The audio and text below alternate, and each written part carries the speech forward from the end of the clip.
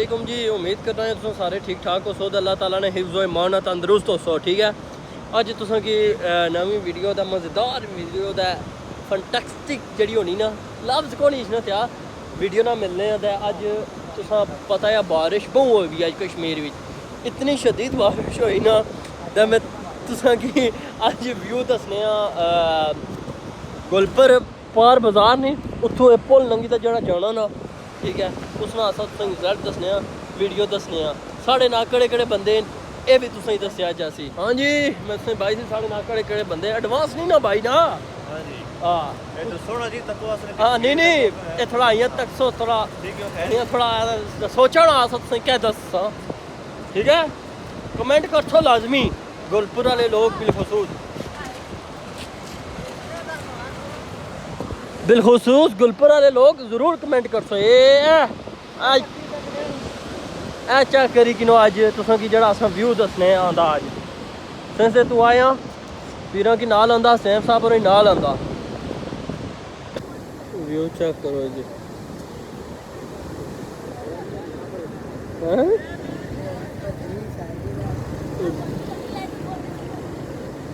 ए check करो जी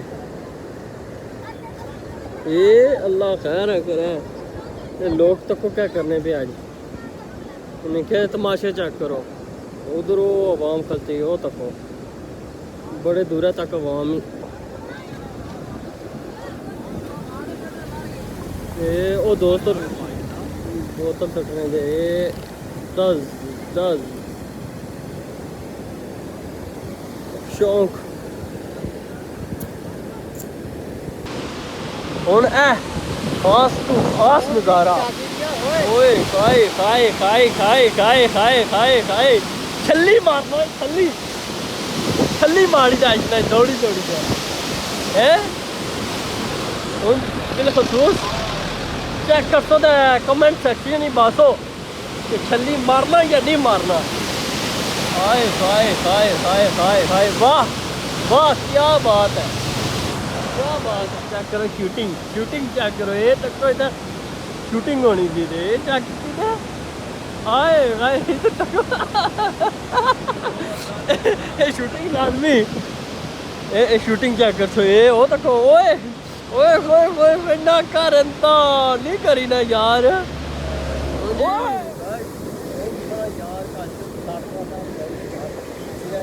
मेरा ना पूरा विजिट किया दे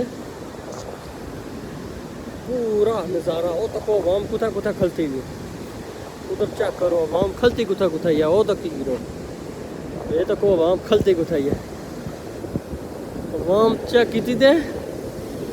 आवाम किस तरह दरिया तक नहीं आई भी आसम भी इतने दूरों किस तरह आया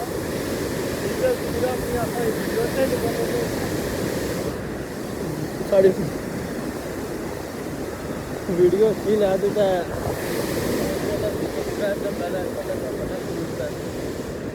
है दोस्तों की आंदा है भी बराली नाले